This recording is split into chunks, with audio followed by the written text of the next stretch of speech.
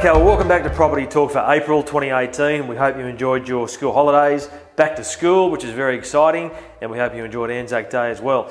Now, this month I wanted to focus on what actually is the market doing.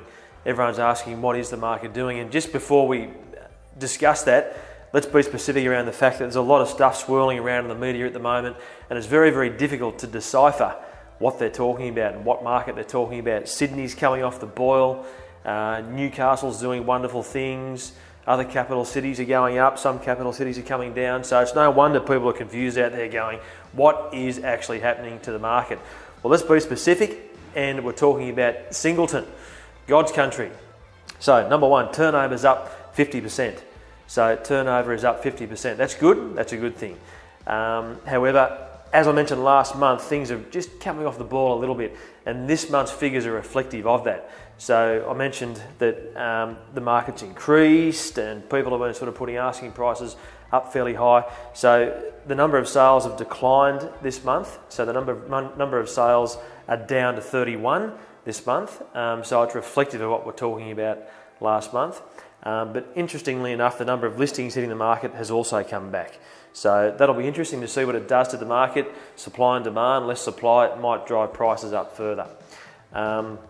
So turnover's up 50%, numbers are still very, very good.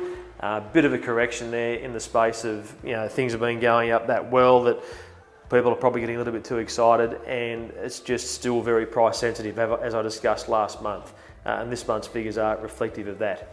The rental market, that needs to be focused on because at various stages over recent years there's been in excess of 300, 400 vacant properties available to lease for tenants.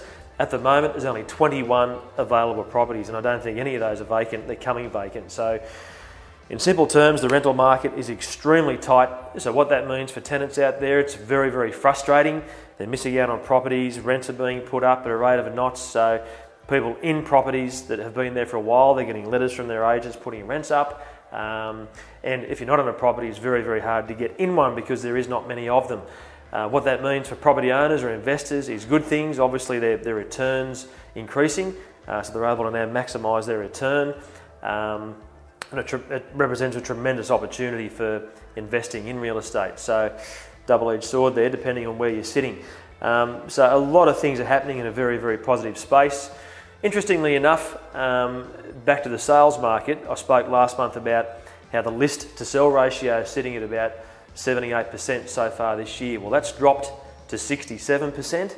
So once again, more proof in the pudding that we've overcooked it a bit with our asking prices and people are being too greedy.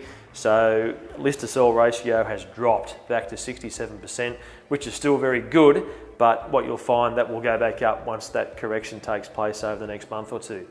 So in a nutshell, still very, very good. The numbers, it's interesting. There's about 250 properties on the market at the moment.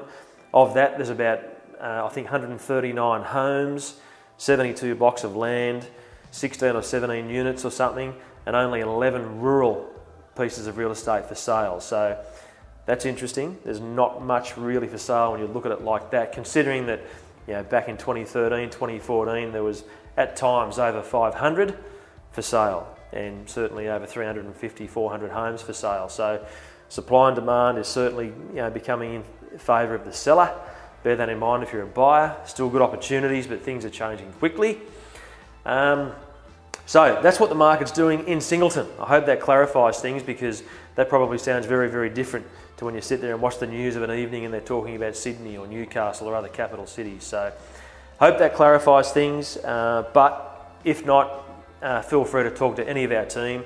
They'll advise you and set you straight with the right advice, whether you're renting a property out, buying or selling. So step into the office and have a chat to any of our team. Because remember, wherever you are in your property journey, we'd love you to do it with Bailey. Thank you very much.